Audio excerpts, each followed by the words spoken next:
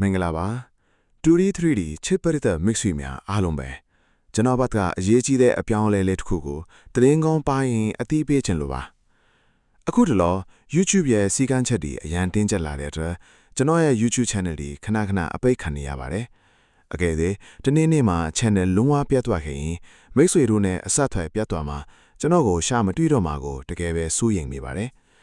မိတ်ဆွေတို့ထိကြတဲ့အတိုင်းကျွန်တော် channel မှာ 2D 3D အတိတ်ဆက်ရွက်ဒီမကဘူးထိုင်းကနန်းတိုက်ရိုက်အချက်လက်တွေပေါက်ကနန်းအမှန်ထွက်လေရှိတဲ့ထိုင်းကတ်မှုအမှန်တွေနဲ့မလွဲတမ်းဝင်လေရှိတဲ့ထိတ်စီးကနန်းတွေကိုပါအမြဲတမ်းစေတနာအပြည့်နဲ့ရှာဖွေတင်ဆက်ပေးနေတာဖြစ်ပါတယ်ဒီလိုအဖိုးတန်တဲ့တိုင်ပေါက်ကနန်းတွေကတ်ကောင်းတွေကိုအဆက်အသွယ်ပြတ်ပြီးလွဲချော်မထွားစေဖို့အတွက်နောက်မှာ Telegram channel မှာပဲအဓိကအမြန်ဆုံးနဲ့အစောဆုံးတင်ပေးသွားတော့မှာဖြစ်ပါတယ်YouTube မှာအပိတ်ခံရလဲ Telegram မှာအမြဲရှိနေမှာမို့စိတ်ချရပါတယ်ဗျာဒါကြောင့်အမြဲတမ်းလက်မလွတ်တမ်းစောင့်ကြည့်အားပေးနေဖို့အတွက်အခုဗီဒီယိုရဲ့အောက်က comment ထိဆုံးမှာချပေးထားတဲ့ Telegram link လေးကိုနှိပ်ပြီးအခုပဲအမြန်ဆုံးဝင်ရောက် join သွားပေးကြပါဦးနော်အမြဲတမ်းယူကြည်အားပေးကြတဲ့မိတ်ဆွေတယောက်ချင်းစီတိုင်းကိုကျေးဇူးအထူးတင်ပါတယ်ဗျာ